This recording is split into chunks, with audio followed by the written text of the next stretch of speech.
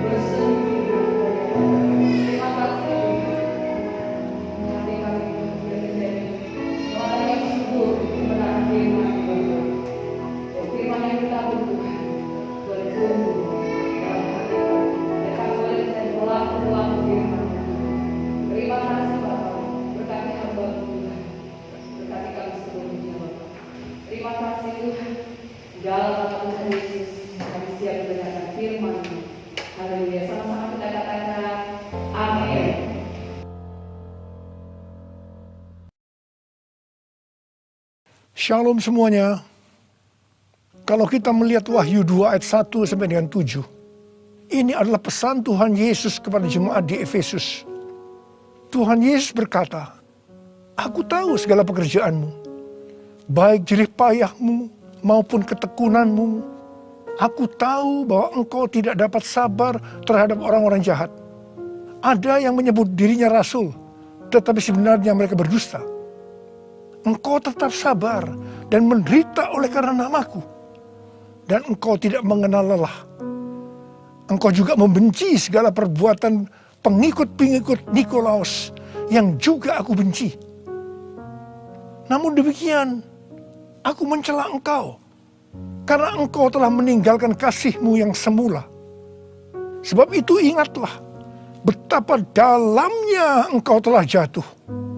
Bertobatlah dan lakukanlah lagi apa yang semula engkau lakukan. Jika tidak demikian, aku akan datang kepadamu, dan aku akan mengambil kaki dianmu dari tempatnya, jikalau engkau tidak bertobat." Sesuai dengan penjelasan Alkitab Penuntun Hidup Berkelimpahan, yang dimaksudkan dengan mengambil kaki dianmu, artinya menolak dan mengeluarkan dari dalam kerajaannya, yang berarti kehilangan keselamatan. Pesan Tuhan Yesus kepada jemaat di Efesus ini juga berarti pesan buat kita semua, yang dapat disimpulkan sebagai berikut. Kalau kita melihat apa yang dilakukan jemaat di Efesus untuk melayani pekerjaan Tuhan, itu sungguh luar biasa.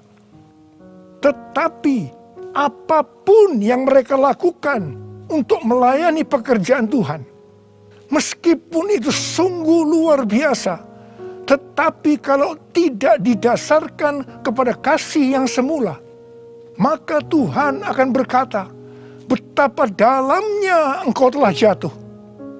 Bertobatlah dan lakukan lagi apa yang semula engkau lakukan. Jika tidak demikian, maka engkau akan kehilangan keselamatan. Tetapi barang siapa menang, artinya kembali kepada kasih yang semula, maka akan diberi makan dari pohon kehidupan yang ada dalam taman Firdaus Allah, yang artinya akan masuk sorga."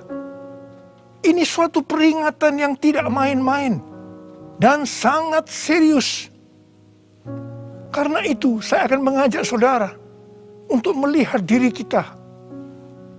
Mungkin kita kelihatan begitu rajin, tekun, sabar, mau menderita dalam melayani pekerjaan Tuhan. Pertanyaannya, apakah itu dilakukan dengan dasar kasih yang semula?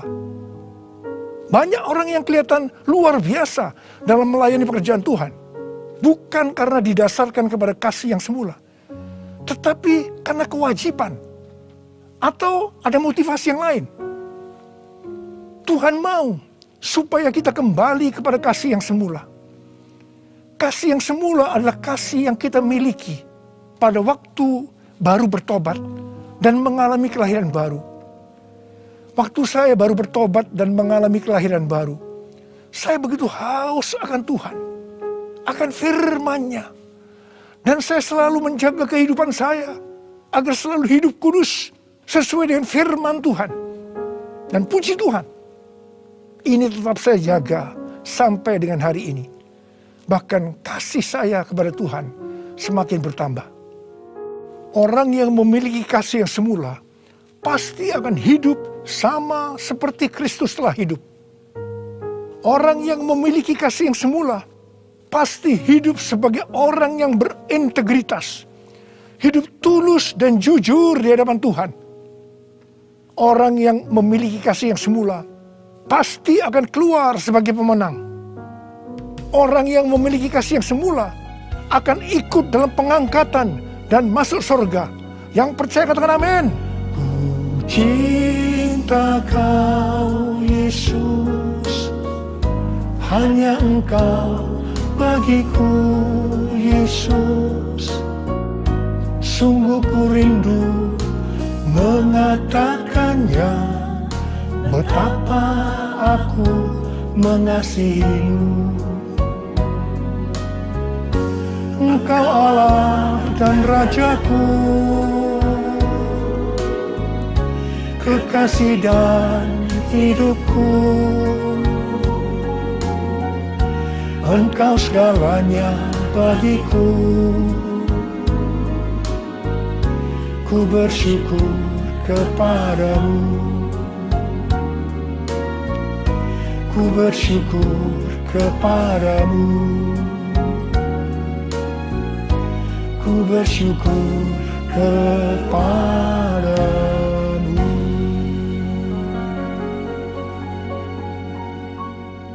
Pada waktu Tuhan Yesus ditanya oleh murid-muridnya tentang tanda kedatangannya kembali dan tanda kesudahan dunia ini, Tuhan Yesus menjawab dalam Lukas 21 ayat 11 bahwa salah satunya adalah penyakit sampar.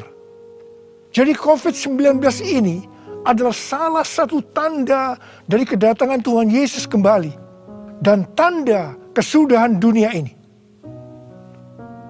Awal tahun 2009, Tuhan berbicara kepada saya dengan sangat serius dari Wahyu 3 ayat 11 bagian A. Aku datang segera. Aku datang segera. Saya gemetar dan bertanya, Tuhan, apa yang akan Tuhan lakukan? Dan apa yang harus saya kerjakan? Lebih kurang 6 bulan kemudian, Tuhan baru menjawab pertanyaan saya dengan berkata, Aku akan mencurahkan rohku. Aku akan mencurahkan rohku. Pada saat aku mencurahkan rohku, akan terjadi seperti Yoel 2, ayat 28 sampai dengan 32. Akan ada 3 tanda yang terjadi. Tanda yang pertama, anak-anak, pemuda, orang tua akan dipakai Tuhan secara luar biasa. Tanda yang kedua, mujizat-mujizat akan terjadi secara luar biasa. Tanda yang ketiga, goncangan-goncangan juga terjadi secara luar biasa. Melalui 3 tanda ini, maka Yoel 2 ayat 32 akan terjadi. Yaitu akan banyak orang yang berseru kepada nama Tuhan. Dan mereka yang berseru kepada nama Tuhan akan diselamatkan. Jadi akan terjadi penuaian jiwa besar-besaran. Tahun 2013, Tuhan memberikan nama untuk pencurahan Roh Kudus ini adalah Pentakosta yang ketiga. Jadi salah satu tanda terjadinya Pentakosta yang ketiga adalah goncangan-goncangan. Sejak tahun 2009, hampir di setiap khotbah saya selalu mengingatkan tentang goncangan ini. Saya sering berkata, kalau saudara percaya akan terjadi goncangan-goncangan, katakan amin. Tetapi sering aminnya hanya sekedar berkata amin saja. Saya selanjutnya akan berkata, saudara tidak berkata amin pun, goncangan pasti terjadi. Biasanya kita akan tertawa setelah saya berkata seperti itu. Tetapi siapa mengira tanggal 2 Maret tahun 2020, Presiden Jokowi mengumumkan bahwa COVID-19 masuk ke Indonesia. Mulai saat itu goncangan karena pandemi COVID-19 mulai terjadi dan sampai dengan hari ini belum selesai. Banyak orang yang khawatir, ketakutan, bosan, jenuh, depresi. Ada juga yang sakit dan tidak sedikit yang meninggal. Pandemi ini juga mengakibatkan terjadinya krisis ekonomi. Ditambah lagi hari-hari ini pandemi semakin ganas dengan adanya varian Delta yang membuat penularannya jauh lebih cepat. Yang paling penting yang harus kita lakukan dalam menghadapi pandemi ini adalah kita harus makin sungguh-sungguh untuk mempersiapkan diri kita dalam menyambut kedatangannya yang kedua kali. Sebab Tuhan Yesus sendiri berkata bahwa sampar dalam hal ini COVID-19 adalah salah satu tanda akan kedatangannya yang kedua kali. Karena itu, Seperti pesan Tuhan Yesus kepada jemaat di Efesus. Yang berarti ini juga pesan buat kita semua pada zaman ini. Bahwa kita harus kembali kepada kasih yang semula. Sebab hanya orang yang memiliki kasih yang semula yang akan ikut dalam pengangkatan. Yang percaya katakan amin. Dalam masa pandemi ini, kita harus mengerti bahwa pencurahan Roh Kudus yang disebut dengan Pentakosta yang ketiga sedang terjadi. Dalam pandemi ini kita harus mengerti bahwa ini adalah masa penuaian jiwa yang terbesar dan yang terakhir dalam menyelesaikan amanat agung untuk menjadikan semua bangsa murid Tuhan Yesus. Dalam masa pandemi ini kita harus mengerti bahwa akan terjadi kebangkitan generasi Yeremia, yaitu anak-anak muda yang dipenuhi Roh Kudus, cinta mati-matian kepada Tuhan Yesus, tidak kompromi terhadap dosa, dan akan bergerak untuk memenangkan jiwa. Sucikan dan kuduskan hati ini untuk layak menghadap hadirat-Mu. Tubuh jiwa rohku kuserahkan padamu, ku menyembah-Mu.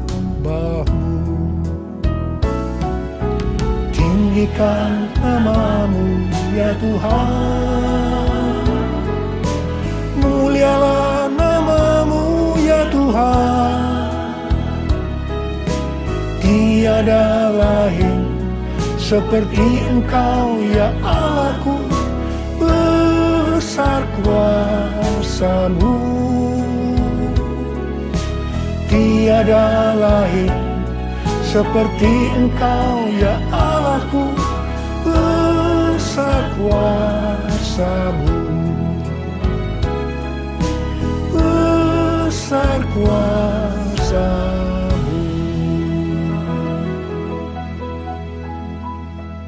Mazmur 127 ayat 1 dan 2 berkata, jikalau bukan Tuhan yang membangun rumah, sia-sialah usaha orang yang membangunnya. Jikalau bukan Tuhan yang mengawal kota, sia-sialah pengawal berjaga-jaga. Sia-sialah kamu bangun pagi-pagi dan duduk-duduk sampai jauh malam, dan makan roti yang diperoleh dengan susah payah. Sebab Ia memberikannya kepada yang dicintainya pada waktu tidur.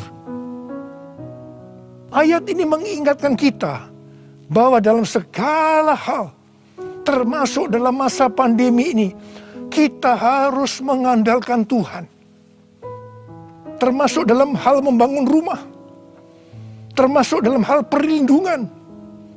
Sesuai dengan Mazmur 91 dikatakan, kalau kita menjadikan Tuhan sebagai tempat perlindungan dan kubu pertahanan kita, maka kita tidak usah takut terhadap kedahsyatan malam, terhadap panah yang terbang di waktu siang, terhadap penyakit sampar yang berjalan di dalam gelap, terhadap penyakit menular yang mengamuk di waktu petang, termasuk dalam hal mencari nafkah di tengah-tengah krisis ekonomi yang terjadi hari-hari ini. Kita harus tetap mengandalkan Tuhan. Mungkin ada di antara saudara yang kena PHK, atau mungkin mengalami kesulitan karena banyak faktor sehingga mengalami kerugian, kesulitan untuk mencari keuntungan. Tetapi sesuai dengan ayat firman Tuhan tadi, kita diingatkan bahwa Tuhan justru akan memberikan berkat-Nya kepada yang dicintainya pada waktu tidur. Berkat yang diberikan pada waktu tidur di sini bisa diartikan berkat yang diberikan bukan karena kehebatan kita, bukan karena prestasi kita, bukan karena kekuatan kita, bukan karena kepandaian kita, juga bukan karena usaha kita yang mati-matian. Dan berkat yang seperti itu hanya diberikan kepada orang yang dicintainya. Haleluya! Kalau kita mengandalkan Tuhan, kita pasti menjadi orang yang dicintai Tuhan. Orang yang mengandalkan Tuhan adalah orang yang mengikuti segala perintah yang diberikan tanpa ragu-ragu, tanpa banyak pertanyaan, tanpa bersungut-sungut, tetapi dengan hati yang percaya disertai ucapan syukur. Demikian juga dalam menghadapi pandemi ini. Kalau kita mengandalkan Tuhan, itu berarti kita akan mengikuti perintah-perintahnya. Saya akan mengingatkan kembali tuntunan Tuhan sejak awal dari pandemi ini. Apakah saudara ingat? Dan apakah saudara tetap melakukannya? Mungkin ada yang berpikir bahwa pandemi ini sesuatu yang biasa. Mungkin karena sudah bosan, karena jenuh. Tetapi ingat, kita boleh bosan dan jenuh, tetapi COVID-nya belum bosan. Karena itu kita harus dengan serius menghadapi pandemi ini. Mari, saya akan ajak saudara untuk mengingat kembali tuntunan Tuhan. Yang pertama, sesuai dengan 2 Tawarikh 7 ayat 13 dan 14 yang mengatakan bahwa kalau kita mengalami pandemi dan krisis ekonomi, maka kita harus merendahkan diri, berdoa, mencari wajah Tuhan, serta berbalik dari jalan-jalan yang jahat. Kalau kita melakukan itu, maka Tuhan akan mendengar dari sorga dan akan mengampuni dosa kita, serta memulihkan negeri kita, Indonesia yang tercinta. Katakan amin.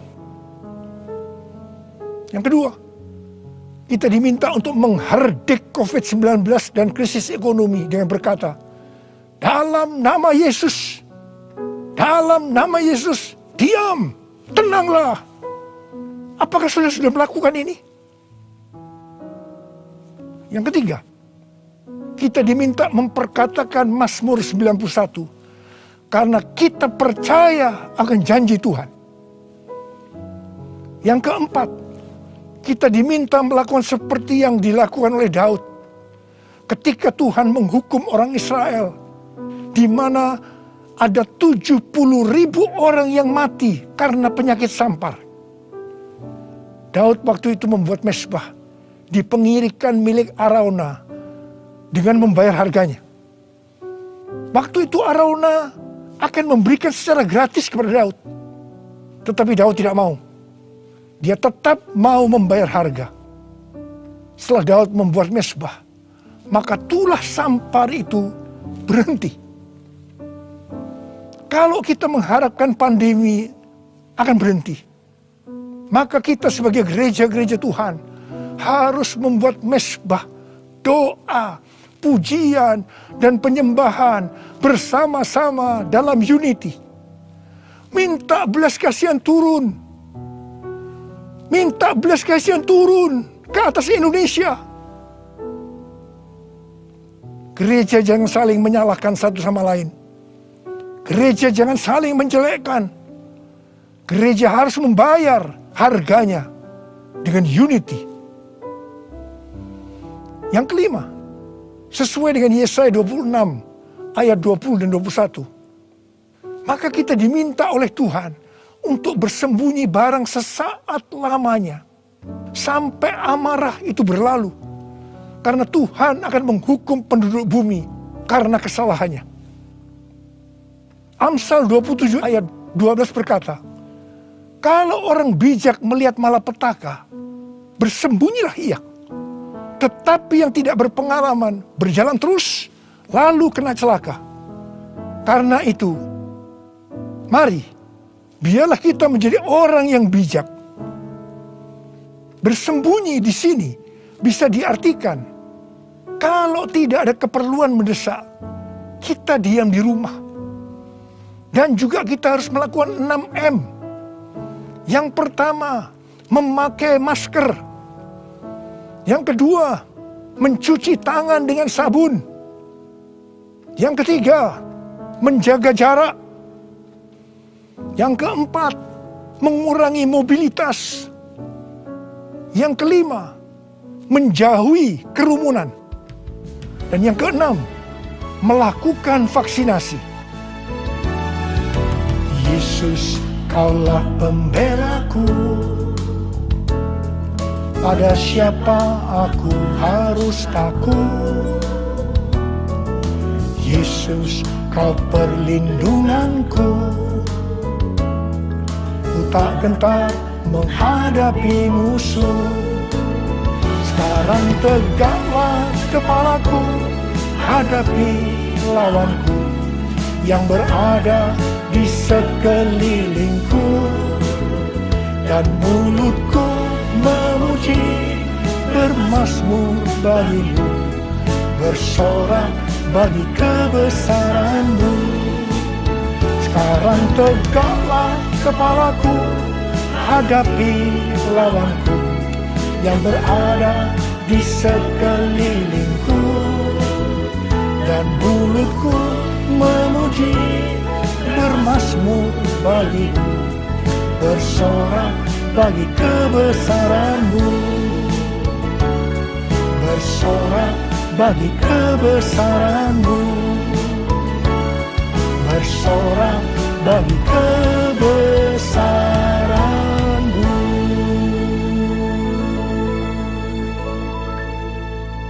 Pada tahun 1918 sampai 1920 pernah terjadi pandemi yang disebutkan dengan flu Spanyol. Kalau dibandingkan dengan COVID-19, dengan memakai data tanggal 29 Mei 2021, maka didapatkan hal-hal sebagai berikut. Yang pertama, jumlah infeksi. Flu Spanyol 2 tahun, 500 juta orang. COVID-19 1 tahun 3 bulan, 162 juta. Jadi berarti ini relatif kecil. Yang kedua, jumlah kematian.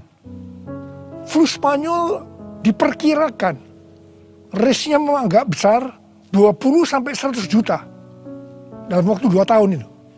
Tapi COVID-19 1 tahun 3 bulan 3,52 juta. Berarti jauh lebih sedikit. Kemudian jumlah negara yang terpapar. Flu Spanyol kurang dari 50%. Tetapi COVID-19 hampir atau kalau bisa dikatakan 100%. Yang keempat, soal dampak ekonomi.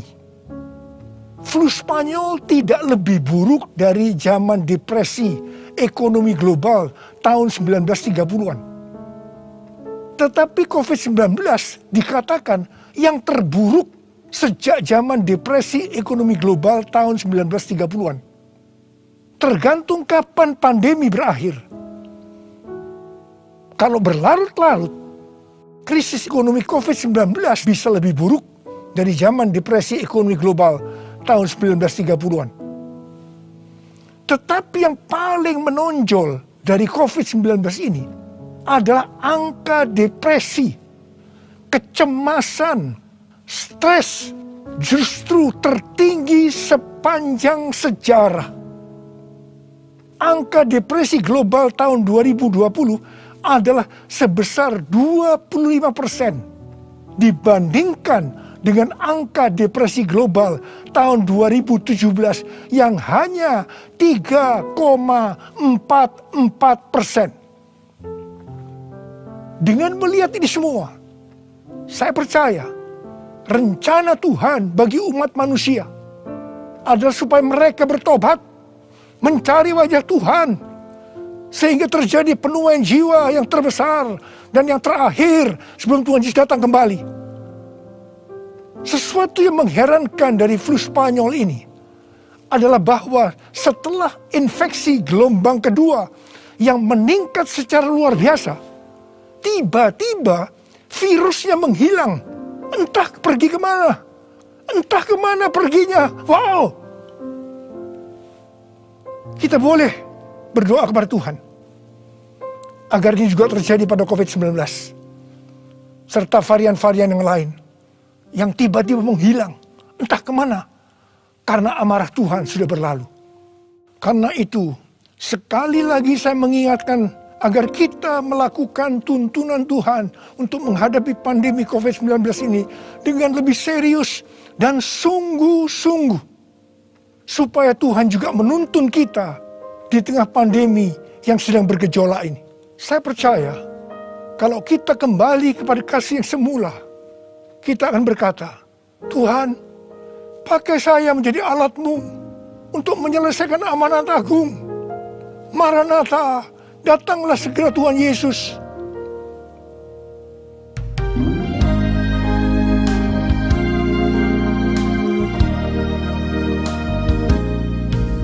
Tuhan, ini aku, jadikanlah ku alat-Mu untuk memberitakan Injil-Mu.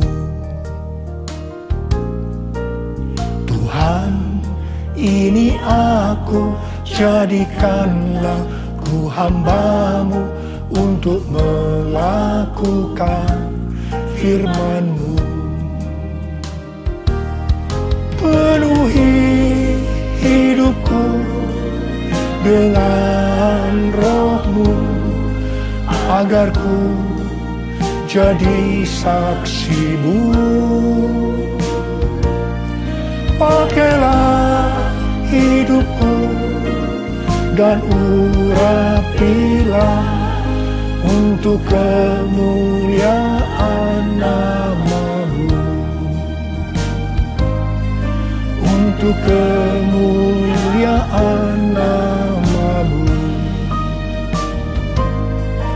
Untuk kemuliaan nama-Mu.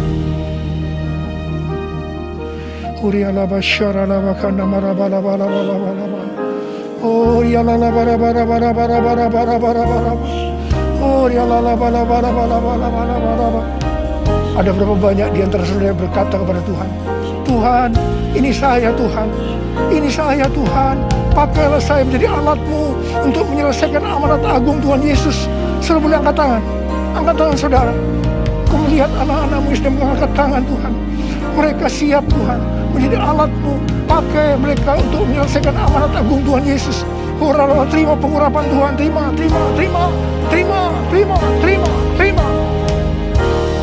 Oh Tuhan Yesus, di tengah-tengah pandemi hari-hari ini Tuhan, biarlah kami mengerti, kami harus kembali kepada kasih yang semula.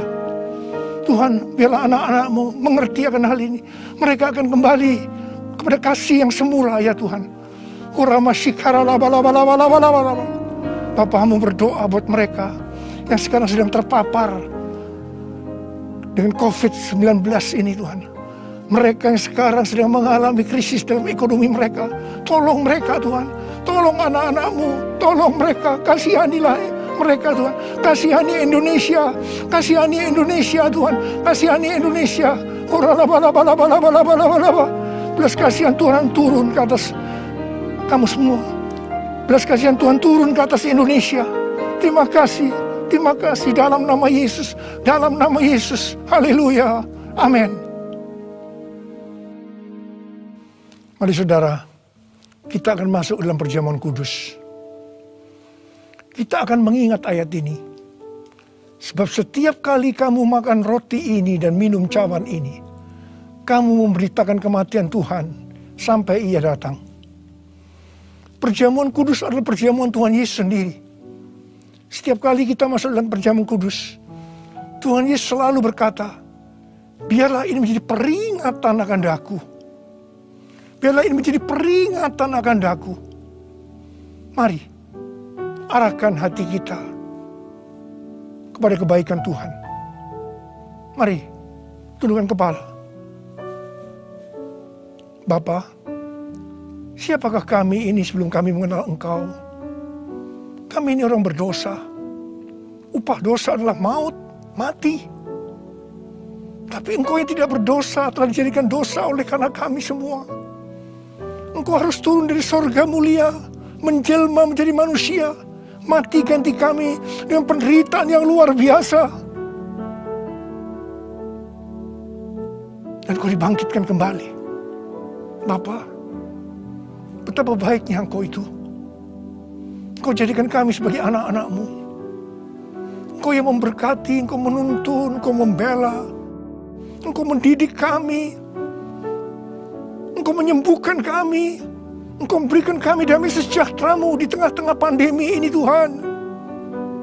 Engkau juga menghajar kami kalau kami berbuat tidak benar di hadapan-Mu. Itu Engkau ya Aba. Itu Engkau ya Aba. Betapa baiknya Engkau itu. Tuhan akan memberkati saudara melalui perjamuan kudus. Tapi Tuhan mau kita makan dan minum dengan cara yang benar. Karena itu masing-masing mari berdoa. Masing-masing introspeksi. Lihat keadaan diri kita masing-masing saat ini. Kalau ada dosa yang selama ini belum diselesaikan dengan Tuhan, ini saatnya. Sebelum kita masuk dalam perjamuan kudus, kita selesaikan di hadapan Tuhan. Minta ampun. Minta ampun. Minta ampun. Ampuni. Ampuni saya Tuhan, katakan. Ampuni saya. Ampuni saya. Engkau melihat anak-anak-Mu sedang meminta ampun ya Tuhan. Ampuni, ampuni ya Tuhan, ampuni. Bapa terima kasih. Layakkan kami masuk dalam perjamuan kudus. Berkatilah kami semua. Engkau mengasihi kami semua ya Tuhan. Kami akan masuk dalam perjamuan kudus dengan hati yang penuh ucapan syukur. Dalam nama Yesus. Amin. Sekarang, mari angkat roti di tangan kanan kita tinggi-tinggi. Sebab apa yang telah kuteruskan kepadamu telah aku terima dari Tuhan. Yaitu bahwa Tuhan Yesus pada malam waktu Ia diserahkan mengambil roti. Dan sesudah itu Ia mengucap syukur atasnya. Ia memecah-mecahkannya dan berkata, inilah tubuhku yang diserahkan bagi kamu. Perbuatlah ini menjadi peringatan akan aku. Sudah dikasih Tuhan. Bukankah roti yang kita pecah-pecahkan ini adalah persekutuan kita dengan tubuh Kristus? Mari kita makan dalam nama Yesus.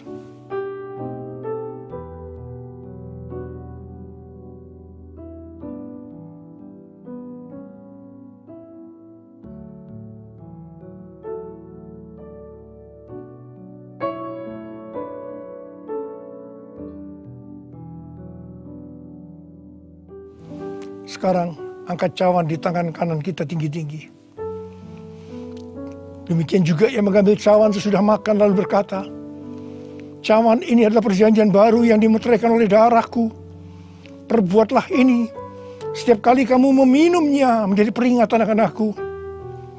Sudah dikasih Tuhan, bukankah cawan pengucapan syukur yang atasnya kita ucapkan syukur adalah persekutuan kita dengan darah Yesus. Mari kita minum dalam nama Yesus.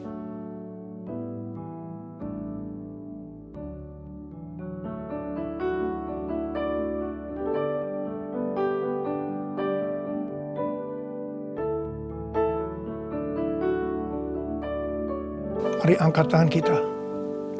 Ucapkan syukur dengan suara, jangan diam. Jangan diam. Oh ralabasyaratana mayararabarabara. Oh ralabakanama. Yesus, terima kasih ya Tuhan Yesus. Oh rabakanama yararabarabaraba. Oh rabakanama yararabara. Terima kasih Tuhan. Terima kasih Tuhan, Kau baik. Engkau baik ya Tuhan. Dalam seluruh hidup kami Engkau baik Tuhan. Engkau baik. Engkau baik Tuhan. Engkau baik Tuhan. Engkau baik. Terima kasih, terima kasih, terima kasih. Mari katakan bersama saya. All my life you have been faithful. And all my life you have been so good. With every breath that I am able, I will sing of the goodness of God. All my life you have been faithful, and all my life you have been so good. With every breath that I am able, I will sing of the goodness of God. I will sing of the goodness of God. I will sing of the goodness